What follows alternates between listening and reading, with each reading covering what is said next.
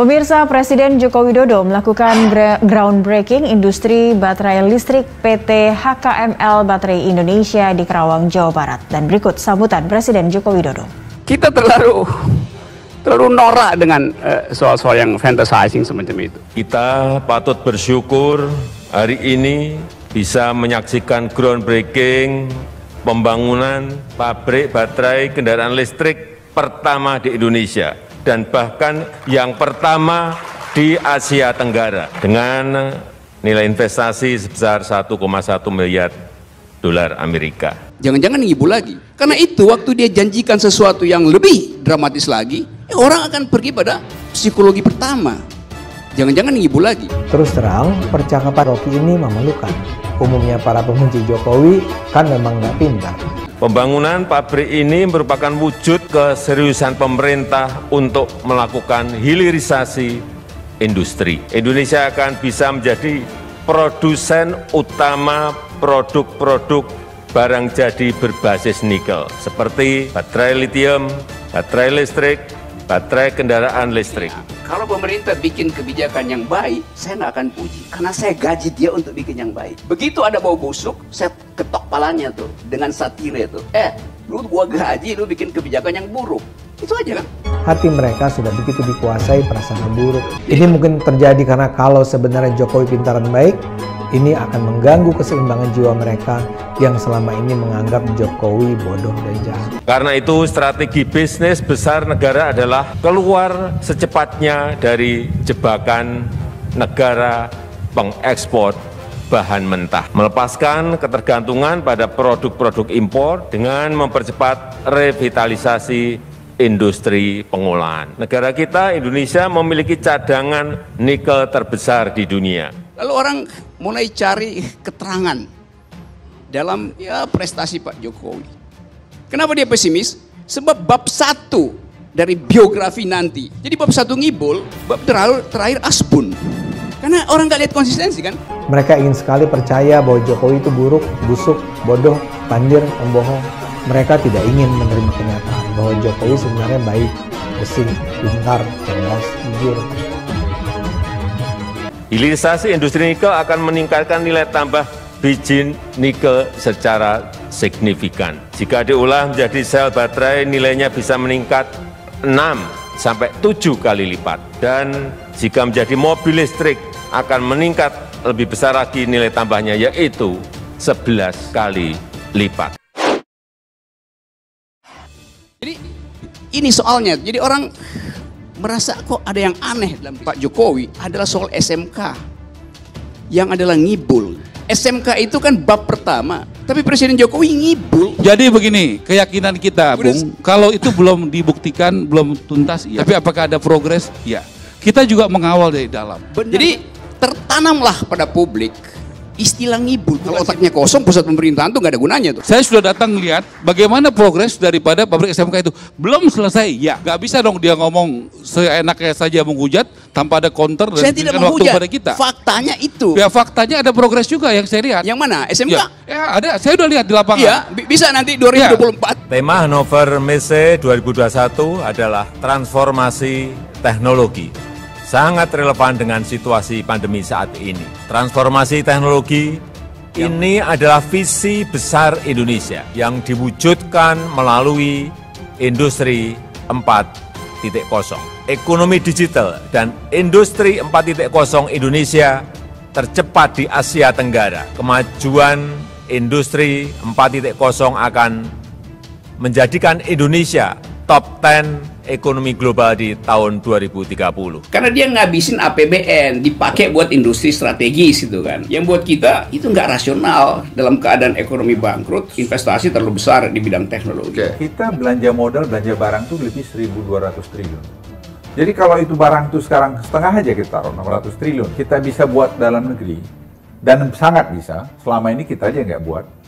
Itu kan like 55 billion US dollar, 55 billion US dollar, itu berapa puluh atau berapa juta lapangan kerja yang tercipta, berapa penghematan kita lakukan. Nah, Presiden minta itu kita, sekarang kita gas semua itu. Orang dengan keinginan untuk menghasilkan masa depan, tetapi dia punya problem dengan masa lalu tuh, dan itu akan diungkapkan terus dalam politik. Mudah-mudahan dia bisa selesaikan dilema itu. Nah, kita sudah siap juga.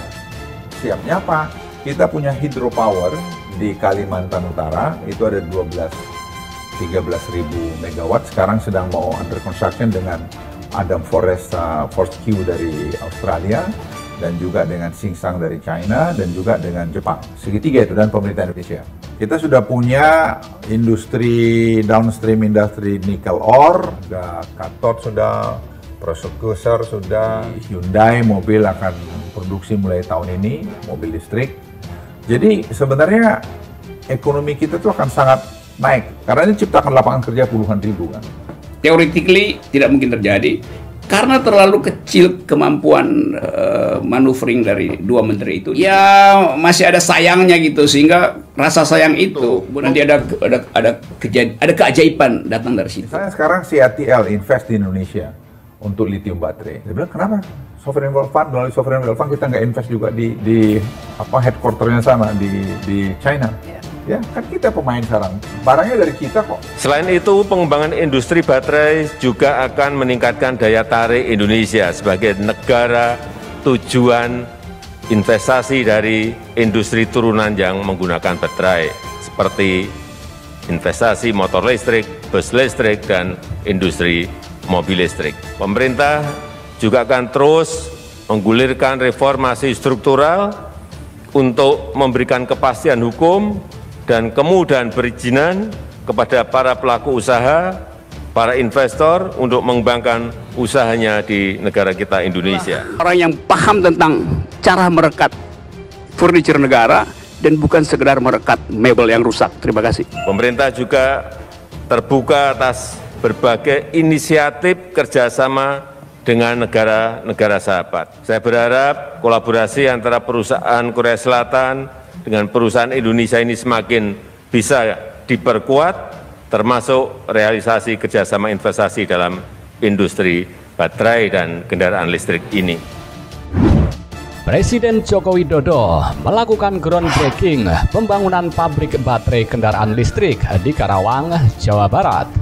Pada kesempatan tersebut, Jokowi didampingi oleh Menko Maritim dan Investasi Luhut Binsar Panjaitan, Menteri BUMN Erick Thohir, dan Menteri Investasi atau Kepala BKPM Bahlil Lahadalia.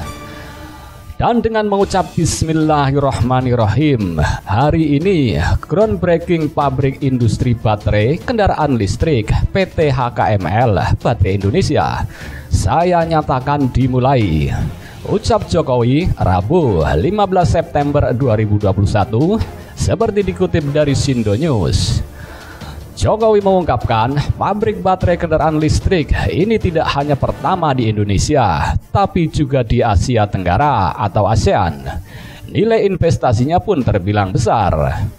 Bersyukur hari ini bisa menyaksikan groundbreaking pembangunan pabrik baterai kendaraan listrik pertama di Indonesia, bahkan pertama di Asia Tenggara, dengan nilai investasi 1,1 miliar dolar Amerika atau sama dengan 15,6 triliun, ungkap Jokowi lagi. Pada kesempatan tersebut, mantan Gubernur DKI Jakarta itu menyebut pembangunan pabrik ini merupakan wujud keseriusan pemerintah untuk melakukan hilirisasi industri. Menurutnya, era kejayaan komoditas bahan mentah sudah berakhir. Pembangunan pabrik ini merupakan wujud keseriusan pemerintah untuk melakukan hilirisasi industri. Indonesia akan bisa menjadi produsen utama produk-produk barang jadi berbasis nikel, seperti baterai lithium, baterai listrik, baterai kendaraan listrik. Dan kita harus berani mengubah struktur ekonomi yang selama ini berbasis komoditas untuk masuk ke hilirisasi. Karena itu strategi bisnis besar negara adalah keluar secepatnya dari jebakan negara pengekspor bahan mentah, melepaskan ketergantungan pada produk-produk impor dengan mempercepat revitalisasi industri pengolahan. Negara kita, Indonesia, memiliki cadangan nikel terbesar di dunia. Selain itu, pengembangan industri baterai juga akan meningkatkan daya tarik Indonesia sebagai negara tujuan investasi dari industri turunan yang menggunakan baterai, seperti investasi motor listrik, bus listrik, dan industri mobil listrik. Pemerintah juga akan terus menggulirkan reformasi struktural untuk memberikan kepastian hukum dan kemudahan perizinan kepada para pelaku usaha, para investor untuk mengembangkan usahanya di negara kita Indonesia. Masuk ke industrialisasi menjadi negara industri yang kuat dengan berbasis pada pengembangan inovasi teknologi, pungkasnya.